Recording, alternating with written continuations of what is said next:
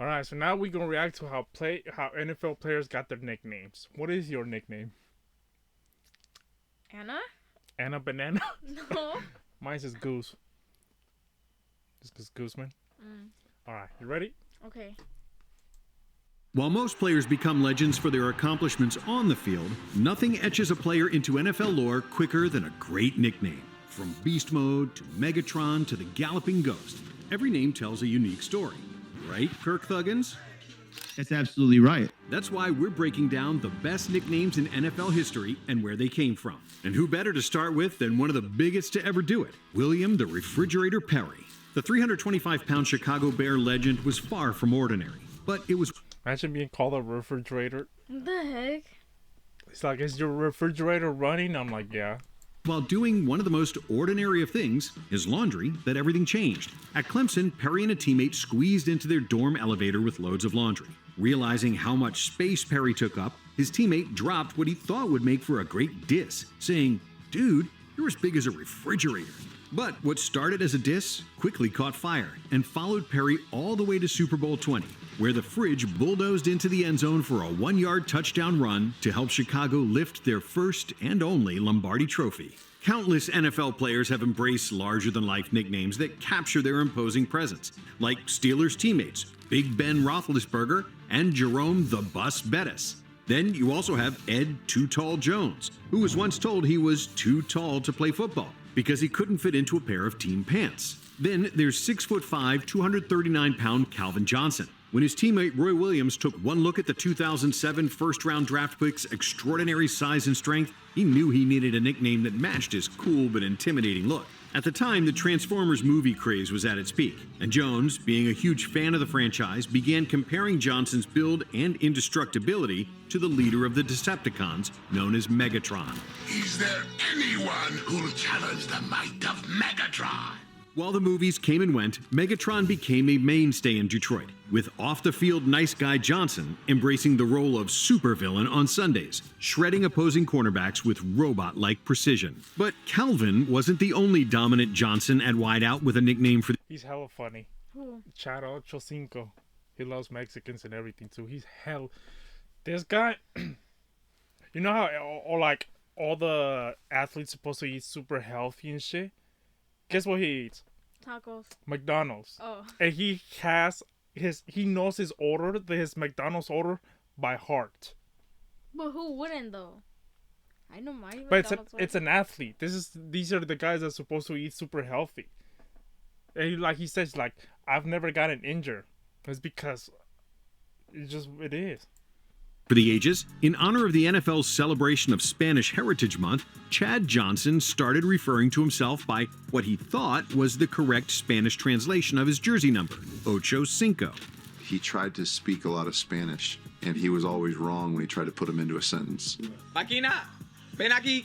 Sure, the translation, like a lot of things Chad did, was a little off, but the fans, and more importantly Chad, loved the Ocho name and the persona that came with it. And in 2008, Chad legally changed his name to Ocho Cinco. Ocho Cinco from now on. Anybody that writes about whatever I say today, you call me Ocho Cinco. Do not say Chad. Now, lots of players embrace their nickname, but how many have embraced it enough to walk into the DMV and ask for a change of name for him? Only Ocho. Let's go. Another Bengal with a killer nickname is Adam Jones, a next-level return man whose first scouting report came during Pee Wee football, when his grandmother told him that because of the way he avoided tacklers and changed direction on a dime, people should call him Pacman, after the always-on-the-move video game character. Shout out to Grandma, as Jones has gone by Pacman ever since. Speaking of video games, Seahawks legend Marshawn Lynch ran the He's from Oakland. He's from around here. ball like a created player with max stats on Madden. Lynch's youth football coach recognized that early on and always called Marshawn a beast on the field. From then on, Beast Mode was born, and it couldn't fit Marshawn's run style any better. When Beast Mode is activated, he's nearly impossible to tackle, with no better example than his spectacular 67-yard touchdown run against the Saints in 2010, which fans still refer to as the Beast Quake. While Lynch was a beast on the field, off the field, he was a little more reserved. You kind of shy. Which is the complete opposite of our next He loves Skittles. He's the guy that loves Skittles and everything. I don't know him. Oh, okay, I'll show you some videos of him. Okay. Player Deion Sanders, the only player in history to play in both a Super Bowl and a World Series. But the nickname Primetime didn't even come from either of the two sports he's most known for. Deion earned the Primetime name from his friends after scoring 37 points in a high school basketball game. Now today, Sanders is better known as Coach Prime, as his flashy play style has seamlessly translated into a dynamic coaching approach that has made Colorado a household name in college football. And before Prime coached at Colorado, he led Jackson State to back-to-back SWAC championships. But had Primetime been at JSU 50 years earlier, he would have coached the next player on our list, the legendary Walter Payton, aka Sweetness. Some say the name refers to his smooth and graceful running style on the field, while others say the name came from Payton's good-natured personality. Will you be scared? Like, if let's say if you were a guy playing football, will you be scared of a guy named Sweetness? No. Whichever it was, the nickname was awesome. But he's just one of many unique running back nicknames we've seen over the years. In the 1940s, a Chicago sports writer famously shouted out Elroy Hirsch's unorthodox running style, writing that he moved like a demented duck whose crazy legs appeared to gyrate in 6 different directions at once. While Demented Duck would have been an amazing nickname, Crazy Legs was the name that stuck. The Nigerian-born Chiefs running back Christian Okoye's powerful run game struck so much fear into defenses, teammates dubbed him the Nigerian Nightmare. Then there's Bears running back Red Grange, who is one of the NFL's earliest superstars. The fans started calling him the Galloping Ghost after he scored 4 touchdowns in the first 12 minutes of a game. They said it as if no one could tackle Grange, or even see Grange, like he was some kind of ghost. Solid wordplay and pop culture references always make for great nicknames. Broadcasters have started referring to Jets running back Breece Hall as Grease Lightning. Grease Lightning! A play off the speedy muscle car Grease Lightning from the 1970s John Travolta movie Grease. And we can't forget about Howard Hopalong Cassidy, who had the hops, but also a nickname lifted off the popular 1950s Hollywood cowboy Hopalong Cassidy. From hop to hip-hop, Niners running back Christian McCaffrey's nickname, Run CMC, hits hard as it plays off his position, his initials, and arguably the greatest hip-hop trio of all time, Run DMC. But the king of handling the rock, scoring touchdowns, and stiff-arming defenders into the dirt is none other than Derrick Henry, aka King Henry.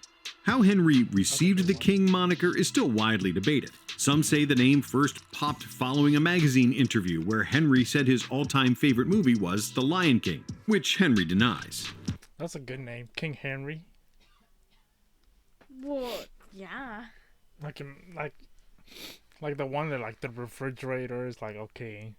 No, The but buzz. those are good. They're unique.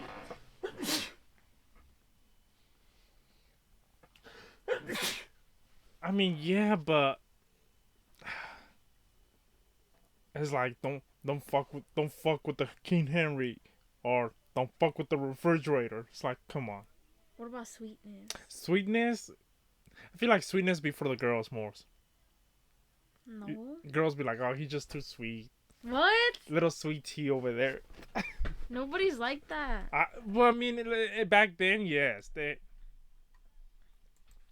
But what's most likely is that Derrick Henry has an insanely dominant run style that can easily draw parallels to the power and authority held by a king. Derrick Henry's field presence rules over opposing defenses with no greater crowning example than the majestic stiff arm Henry delivered to Buffalo's Josh Norman in 2020. Speaking of the Bills, Jim Kelly's nickname is based off the real-life Machine Gun Kelly. Not that Machine Gun Kelly, but the 1930s Prohibition-era gangster Machine Gun Kelly. With a cannon for an arm, it's no surprise Kelly landed a nickname somehow tied to firearms.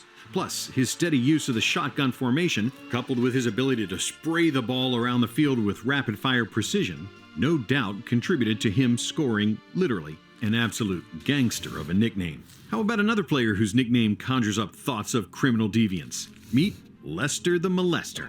The Raiders' cornerback was known for his aggressive coverage and knack for sticking. What the heck?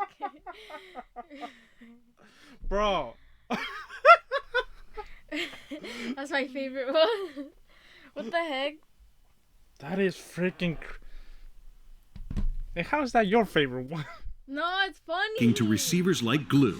Opposing receivers conjures up thoughts of criminal deviant. No doubt Gun my- Kelly. With a cannon for an arm, it's no surprise That's crazy. Imagine you're just waiting there. It's like, alright, you're gonna guard Lester the Lester the molester. molester. It's like, whoa. Like, is he gonna molest me? No. Oh man, imagine kids back then loving Lester the molester. Oh man, that's like Diddy, R. Kelly, everything. Kelly landed a nickname somehow tied to firearms. Plus, his steady use of the shotgun formation, coupled with his ability to spray the ball around the field with rapid-fire precision, no doubt contributed to him scoring, literally, an absolute gangster of a nickname. How about another player whose nickname conjures up thoughts of criminal deviance? Meet Lester the Molester. The Raiders' cornerback was known for his aggressive coverage and knack for sticking to receivers like glue. Opposing receivers called Lester Hayes an absolute menace, a pest, a nuisance. But a molester? Well, by the textbook definition, on the field, Lester was a person who harasses or bothers someone in an unwanted or persistent way. So, yeah, Lester was a molester. Not a nickname you'd want to bring up on a first date, but back in the 1970s, it was an extremely intimidating nickname on the gridiron. Imagine going like on a date and be like, oh yeah, what do they call you? Like, they call me Lester the molester. What? Oh my god. From a former Raiders great to a current Raiders great, Max Crosby plays the game angry. Just ask Gardner Minshew. Dude, Max Crosby is so damn angry. So, Crosby's Mad Max nickname, based on the apocalyptic movie franchise, fits perfectly. But Crosby isn't the only player with a nickname inspired by Hollywood. If you thought Niners wideout Deebo Samuel's first name was actually Debo, you'd be wrong. It's Tyshawn. Debo was a nickname given to him by his dad, who said his son's tough, fearless demeanor reminded him of the cross-eyed neighborhood bully, Debo, from the 1995 Ice Cube comedy, Friday. Just like with Deebo Samuel, you know your nickname's on point when it starts replacing your actual name. We see it with players like Booger McFarland, Cadillac Williams, and Jets star corner Sauce Gardner, whose friends stopped calling him Ahmed once they learned of Gardner's obsession with dipping sauces. Oddly enough, this simple love for condiments soon That's Chewy. That's you right there. Well, yeah, but Chewy too, because he can't eat nothing without ranch. Or we should call Chewy the ranch. We should call Ranch him the Chewy. molester. started translating to his slick game on the field. His Pee Wee football coach called him A1 Sauce Sweet Feet Gardner. I was saucy with the juke moves. Gardner took it even further, creating an entire persona around the Sauce name, giving him an extra level of confidence that he says helped him become one of the best lockdown corners in the game today. If Sauce keeps at it, he might one day be mentioned alongside another all-time defender with a nickname fans often mistake for his real first name. Unlike Gardner, who went 4th overall in 2022, David Jones entered the league in 1961. With far less fanfare, selected by the LA Rams in the 14th round, pick number 186. Jones refused to be defined by his draft number and decided a clever nickname was just what he needed to make a splash in the league. In the 60s, football was considered brutally barbaric, so Jones thought a name that leaned the opposite direction could create an identity fans would never forget, dubbing himself Deacon. Sure enough, 60 years later, Deacon Jones is still talked about as one of the greatest pass rushers ever. Another high-profile defender with a religious nickname was Reggie White. Sure, his alter ego might kinda sound like the name of a U.S. cabinet position, but the Minister of Defense was inspired by a higher calling. White, one of the greatest defensive players ever, was an ordained Baptist minister. So the moniker was the perfect tribute to his two areas of expertise. But now, let's switch gears to a not-so-religious player, O.J. Simpson. Long before Orenthal James Simpson became known for more infamous reasons, O.J. Do you know about O.J. Simpson? No. Alright, we're gonna have to react to what happened with O.J. Simpson and all that. Okay. loved going by the name Juice, an obvious play on his initials. Though many would argue a more appropriate nickname for Simpson would have been the one safety Jack Tatum went by, the Assassin, a name given to him by teammates for the vicious hits he'd deliver to unsuspecting wideouts, back when it was still okay to do that sort of thing. Another lights-out defensive player is Sean Merriman, whose nickname was just that, Lights Out Merriman.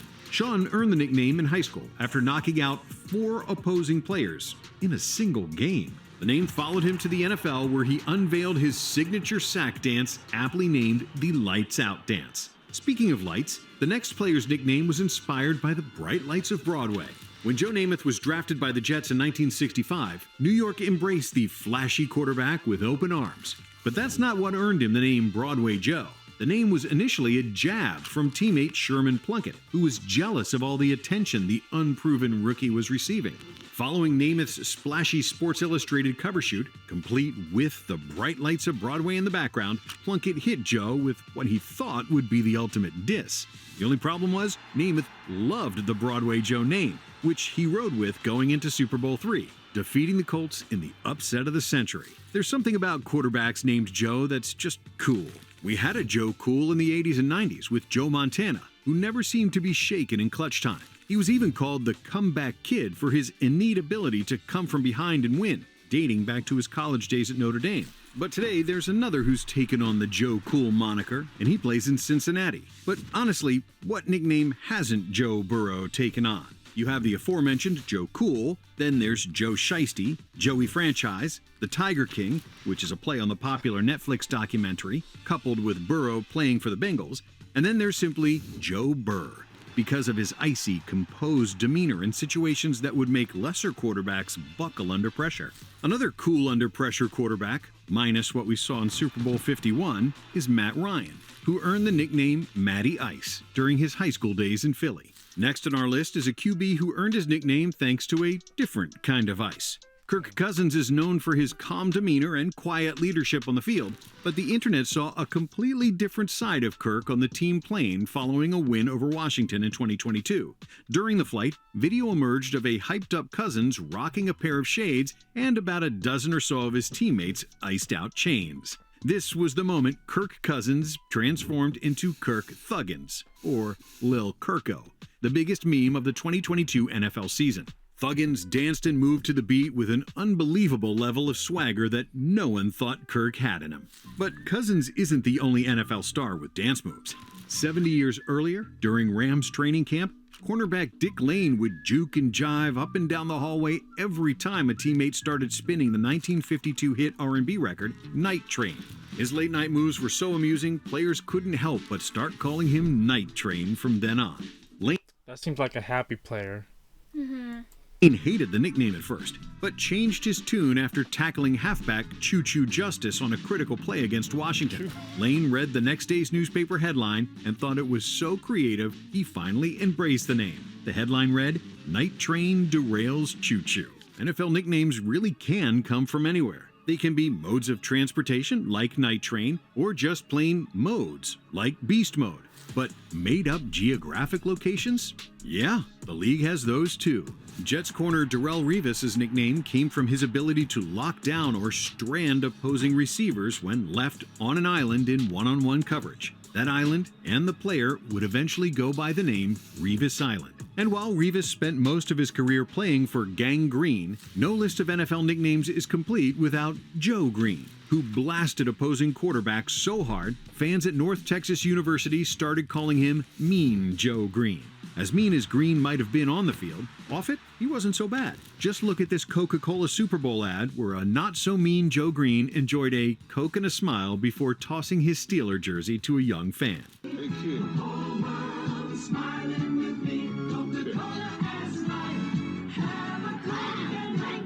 Joe? The commercial ran during the third of his 4 Super Bowl runs as a member of Pittsburgh's infamous Steel Curtain defense. Speaking of steel, the quarterback who lifted his nickname off the Man of Steel is none other than the 2015 NFL MVP, Cam Newton.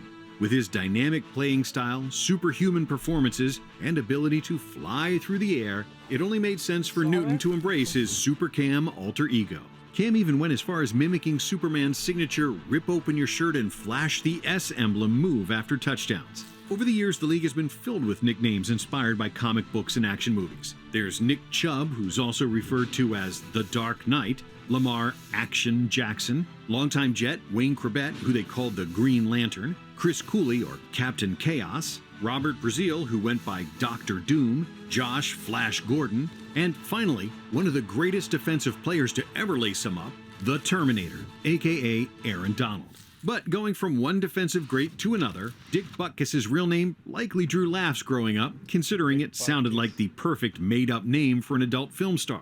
But maybe it was those laughs that helped create the most feared defender to ever play the game. His aggressive playing style and ferocious pursuit of anyone brave enough to carry the ball while Butkus was on the field earned him the all-too-fitting nickname of The Animal. His toughness, tenacity, and natural ability to run down ball carriers like a true apex predator only further solidified his legacy as a true animal of the gridiron. A less intimidating, yet insanely unique animal-inspired nickname goes to Buccaneers running back Doug Martin, whose teammates called him Muscle Hamster due to his combination of muscular build and relatively short 5'9" stature. Martin wasn't a fan at first. It doesn't sound cool at all. I mean, I don't think hamsters are intimidating. But eventually embraced it, realizing it added to his persona as a tough, formidable player despite his size. But we can't talk about animal nicknames without mentioning Tyrann Mathieu, who was just emerging as a Heisman Trophy finalist when around the same time a YouTube clip showing the ferocity of the honey badger went viral. Mathieu's D coordinator at LSU saw the clip and instantly thought it reminded him of his starting safety, mainly because of Mathieu's fearlessness on the field, but also because his bleached blonde hair matched the badger. And Mathieu has been referred to as the honey badger ever since. And finally, we have Dolphins receiver Tyreek Hill, aka Cheetah, a name he's more than earned due to his incredible speed and agility. The name refers to the fastest land animal on the planet and was given by his high school coach as a nod to Hill's remarkable quickness, acceleration, and dynamic playmaking ability. It's the perfect nickname, but Hill might have actually one-upped the cheetah because, last we checked, they can't do backflips while holding a cell phone. Thanks for watching. If you enjoyed this video, stick with... What do you think? The names are interesting. Yeah, it's crazy how they actually got the names, huh? I'll never forget Lester the Molester. Nah, it's crazy. That's an iconic one because I feel like no one will ever forget that one. Or the bus, like, oh, look out for that bus. The refrigerator. Which one's your best? That one hamster one. The hamster? Yeah. It was like I don't think hamsters are. That's cool. Yeah. This is a good video. Yeah. Alright, people. We're definitely gonna react to more of this. Especially this one, 10 scariest players in NFL history. Especially, like, I feel like the ones back then. There was a guy in the Raiders team that supposedly he was really, like, always mad and he used to beat the hell out of people. I don't know. It was some big white guy. Back then, yeah. Back then was when, like, people actually played football. Like, not like now. Now it's more like pussy football. You have a better chance of getting injured by the way you run in the fake grass or in the grass than you actually have from fighting someone else. Back then, they used to actually, like, full on, like, you can't even tackle the quarterback now a certain way because you'll get fined or something. Back then, it didn't matter. So yeah, we'll react to that. Thank y'all for watching. Y'all have a good day.